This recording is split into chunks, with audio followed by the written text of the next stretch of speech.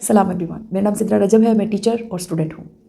हमारे एक डॉक्टर साहब बहुत प्यारी बात करते थे दूसरी शादी के बारे में। वो कहते थे दूसरी शादी की बात आ जाए ना तो there must be something, should be नहीं मस्ट बी, कुछ तो ऐसा हो जिसके बाद ज़िंदगी के रिग्रेट्स की लिस्ट में शादी से रिलेटेड कोई रिग्रेट ना हो। यानी आप एक सुराख से डसे गए, you got married, then you realise and then you got married for the second time also, then you also realised this is unfair. उनकी ये बात मुझे बहुत पसंद थी। इस टॉपिक पर बात करना मेरे लिए ज़रूरी हो गया है।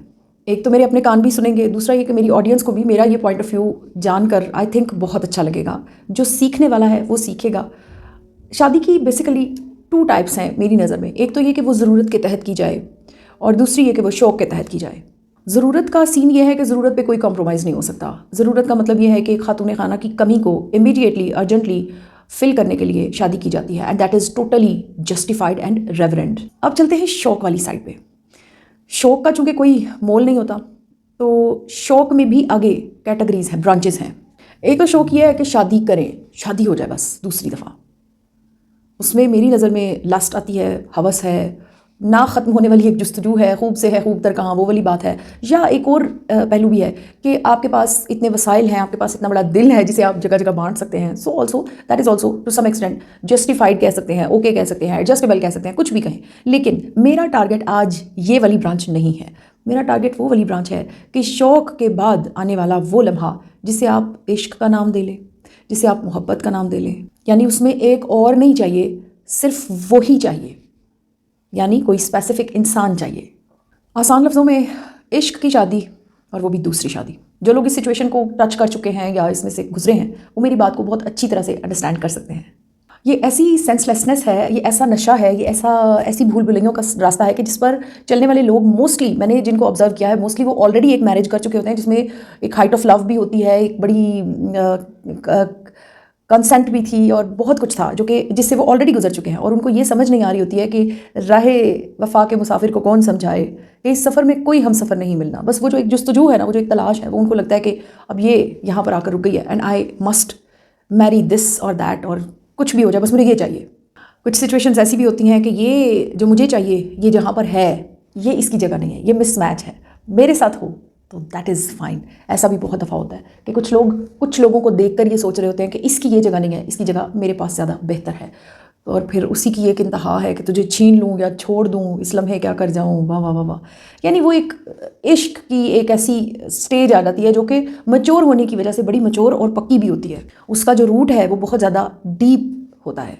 So shortly and precisely, peak of love, खूबसूरती ही खूबसूरती, नशा ही नशा और हासिल करने की एक जुस्तजू, ये सब कुछ ओके की कैटेगरी में आता है मेरी नज़र में। अच्छा, जब मैं कोई इन्फॉर्मेशन अपनी आपसे शेयर कर रही हूँ तो that doesn't mean that I am अकले कुल और मैं बहुत कुछ अपने आप को समझ रही हूँ। No, that is just my experience, my information according to my sense. जितनी मुझ में अक्ल है मैं उसके मुताबिक बात कर रही हूँ। यकीनन आप लोग मुझसे कहीं ज़्यादा समझदार, अक्लमंद होंगे और काफ़ी ऐसी साइड्स पर भी सोच सकते होंगे जहाँ पर मेरी नज़र नहीं जा रही है। So back to the point. अब मैं एक एग्जाम्पल दूंगी और सारा गेम क्लियर हो जाएगा इस एक एग्जाम्पल से। मेरी एक दोस्त थी, एक बच्चे की माँ बन चुकी, तो फुल्ली यानी प्रूवन ये चीज़ उसके सामने आ गई कि हर marriage was a mismatch, huge mismatch. क्या कुछ था ये जब वो मुझे बताया करती थी तो मैं यकीन नहीं कर सकती थी। इतने सारे दुख, इतने सारे प्रॉब्लम्स कि जैसे कहते हैं ना कि प्रॉब्लम्स ने तो उसका घर ही देख लिया था, ऐसी कंडीशन थी उसकी। एक बच्चा हो चुका था तो उसकी मोहब्बत में एक स्टारडम पड़ गया। Stardom means rich, well of, established, beautiful, handsome, क्या कुछ कहा जाए उस शख्स को, वो उसके प्यार में पड़ गया। और हालत यहाँ तक थी उस लड़की की कि वो मुझे कहती थी, सिद्रा जब वो मुझे देखता है ना तो उसके बाद जब वो मेरी तरफ देखता है तो उसके बाद सिर्फ उसकी आंखें ही मुझे जगह जगह नज़र आती हैं, मैं और कुछ देख ही नहीं पाती। वो आदमी उसकी ज़िंदगी का हर रिग्रेट वॉश करने के लिए तैयार था। बात मैच्योर हुई, चीज़ों ने शेप ली तो स्टेप अप करने का वक्त आया।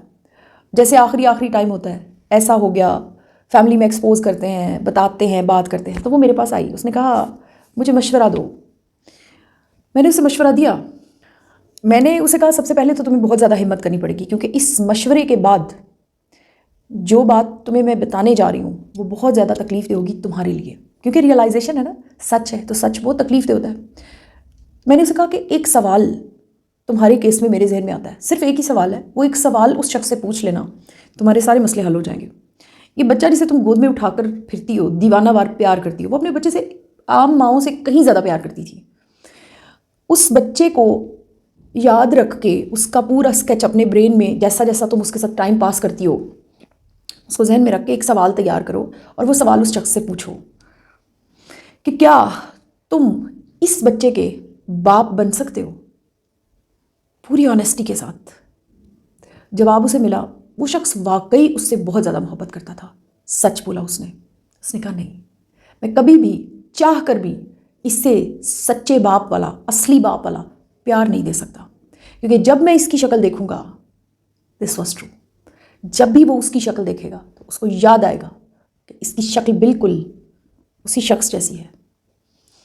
जैसे जैसे खुमार धुलता जाएगा, दस्तरस में आने के बाद मोहब्बत बहने लगेगी, खिड़कियों से बाहर जाने लगेगी, तो ये बच्चा अनसेफ हो जाएगा। वो लड़की मेरी बड़ी शुक्रगुजार हुई, बहुत थैंक्स बोला। इस चीज़ का जब रिजल्ट निकला तो everything was fine. She went back to her house. वही शख्स जिसके साथ एक मिसमैच मैरिज थी, उसी को रन किया। ज़िंदगी अपनी डगर पर चलने लगी, समझौता करके या कैसे भी करके ज़िंदगी अपनी डगर पर चलने लगी थी। अब चलते हैं सॉल्यूशंस की तरफ। शादी जो है ना, वो कहीं से भी, किसी भी कीमत पर, किसी भी सूरत में चार्म का, रोमांस का नाम नहीं है। शादी इज़ अ रेस्पॉन्सिबिलिटी बिल्कुल कोर्स बैग की तरह होती है जो पीछे लटक रहा होता है। बहुत ज़्यादा जिम्मेदारी, बहुत ज़्यादा कॉम्प्रोमाइज़ेस, बहुत ज़्यादा साइड्स ऑफ लाइफ थका देने वाली एक सिचुएशन का नाम शादी है मेरी नज़र में। और इस एक एग्जाम्पल से हम सारी चीज़ों को कवर नहीं करते। मैंने बहुत बहुत अच्छी सेकंड मैरिजेस देख रखी हैं, लेकिन द एलिमेंट ऑफ दैट समझौता, the element of that boredom, the tiring feeling, वो जो एक ब्रेन को थका देने वाली फीलिंग है ना, वो हमेशा रही है बीच में। सो अपने पूरे होशो हवास में रहकर इंसान को दूसरी शादी का फैसला करना चाहिए, क्योंकि ये यकीनन बहुत बड़ा स्टेप है, बहुत ही ज़्यादा मुश्किल और बहुत बड़ा स्टेप है। मैंने देखा है लोगों को दूसरी मैरिज के बाद भी तकलीफ़ उठाते हुए। वो बहुत अच्छे होते हैं लेकिन सफरिंग कंडीशन में होते हैं, बेकसूर होते हैं टू सम एक्सटेंट, उन्हें नहीं पता होता। ये सिचुएशंस की बात मैं नहीं कर रही, मैं सिर्फ उस सिचुएशन की बात कर रही हूँ जिसमें हम एक नशे के स्पॉट को फॉलो करते हुए, एक वही खूबसूरती, वही वाला डंक जो हमें पहले डस चुका है, उसी को फॉलो करते हुए हम लोग दूसरी शादी के पीछे चलने लगते हैं। I am just talking about that stage. मैंने अक्सर लड़कियों को, लड़कों को ऐसे डिसीजंस करके बाद में पूरी ज़िंदगी का पछतावा मोल लेते हुए देखा है। जाते जाते सिर्फ इतना कहूँगी कि ज़िंदगी आसान है, बहुत अच्छी है, बहुत खूबसूरत है, लेकिन उससे भी ज़्यादा, कहीं ज़्यादा खूबसूरत हो सकती है अगर हम उसकी ज़िम्मेदारी कबूल करें, यानी अपने हर एक्ट की हम जिम्मेदारी कबूल करें। इसके साथ एक अलग ही मज़ा आ जाता है ज़िंदगी जीने का। आपने अपनी कीमती वक्त में से वक्त निकाला, मेरे वीडियो को देखा।